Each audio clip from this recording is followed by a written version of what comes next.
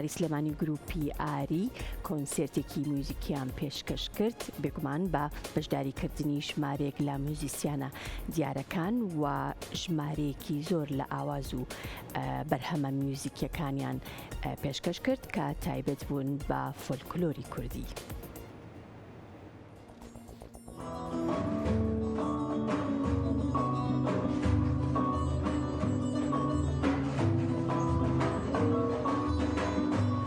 گروپی موزیکی گەلەری ئاری بە پاڵپشتی نووسینگەی کلتوری و هونەری قوبات تاڵەبانی جێگیری سەرۆکی حکوومەتی هەرێمی کوردستان لە باخچەی گەلەری ئاری لە شاری سلێمانی ئێوارە کۆنسێرتێکی موزیکی ساز کرد کە تیایدا میوزیسیانان بە پێشکەشکردنی چەندین پارچە موزیکی ناوازە گوزەرێکیان بەنێو موزیکی فۆلکلۆردا کرد و بۆ چەند ساتێک ئامادەبوانیان ئاوێزانی موزیکی ڕەسەنی کوردی کرد.